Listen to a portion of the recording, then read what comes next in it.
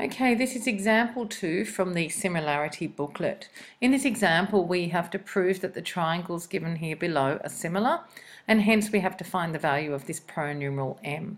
Now, when we start the proof, we need to identify which triangles we're working in. So, in triangle QRP and triangle TRS, we need to start looking for some sides that might be in proportion or some angles that might be the same.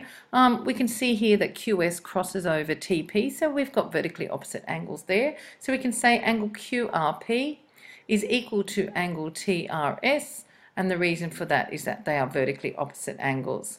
I'll just mark those angles in on the diagram. So we already have one bit of information there in our proof that this angle QRP equals angle TRS. Now we can see that we've got a number of other sides labelled on this diagram. We know side lengths of a number of other sides.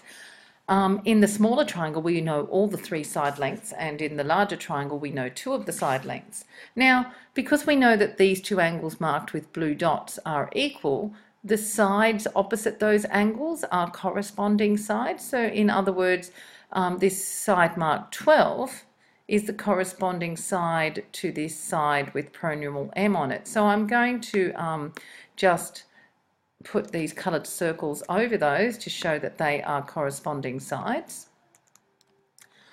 We now have to, so we've got one pair of corresponding sides here. We now need to see which side this 6 matches up with. Is it with the 12 or is it with the 8? And we need to see which side this 9 here matches up with, whether it's the 12 or the 8. Now the way you should do this, let's look at this smaller triangle QRP. We can see that 12 is the longest side and 6 is the shortest side and 9 is the middle length side. So if 12 is the longest side in this triangle here on the left, then M has to be the longest side because they're matching sides. So M is the longest side in the other triangle. Now if 6 is the shortest side in this triangle here, then if we look at 8 or 12, well 8 is smaller than 12, so 8 has to be the matching side with the 6. So I'm going to put some coloured circles over the 8 and the 6 as well to indicate that they are matching, or that they are matching sides. So now we can look at the ratio between 6 and 8. So we're going to go QR over TR is equal to 6 over 8. So that's written here. And we can simplify 6 and 8 by dividing both the numerator and the denominator by 2, and we get 3 over 4. And our reason here is given, what we are given is that we're given that the side lengths are 6 and 8. Now, we need more information than this. We've got matching sides here. We also know that 9 is the middle length triangle in this left-hand triangle, and so 12 is also going to be the middle length triangle in this triangle over here on the right. So the 9 and 12 are matching sides of those 2 triangles. So we can once again do the ratio of those 2 sides. So starting with the left hand triangle and then going to the right hand triangle, we've got PR over SR equals 9 over 12. Notice we're going from the left to the right. In the first line up here, we did 6 over 8, so down here we do 9 over 12. Again, we simplify the 9 over 12 by dividing the numerator and the denominator by 3, and we get 3/4. And again, our reason is given because we were given the numbers 9 and 12. So what we can see is that we've got 2 pairs of matching sides in proportion, and we can see the angle in between those 2 pairs of matching sides, indicated by the blue dots, are equal as well. Hence, that's enough for our similarity proof.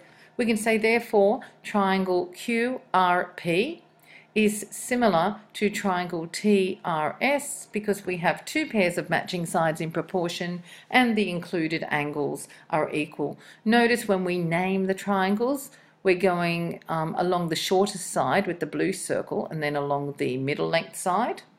And here when we're naming this second triangle, we went TRS, which is along the shorter side again and then along the middle side length of that triangle.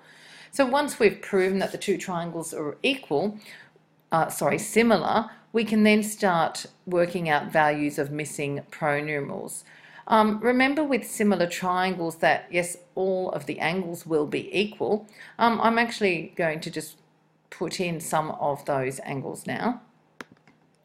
And we can see this angle up here at Q is between the side with the orange circle and the blue circle. So if I put a little marker there, then the matching angle for in the other triangle will be the angle between the purple circle and the blue circle, which is this angle up here at T. And of course, these blank angles down here are corresponding as well. So now we can work out the value of the pronumerals. So we say m over 12, we put the m first because we want our unknown on the numerator. So we say m over 12 equals, we can do 8 over 6 if we want, which is what we've done here. So we're going from right to left. So we go m over 12 equals 8 over 6. And the reason for that is that they are matching sides of similar triangles in proportion. And then we can solve for m by multiplying both sides by 12. So we've got 8 over 6 times 12, which is 16. And with that, when we were working out m, we could have also done it another way. We could have said m over 12 equals 12 over 9, because 12 and 9 are a matching pair, a complete matching pair of side lengths as well. If we would have done that, we would have got exactly the same answer, being 16 for the length of m. And that's the end of that example.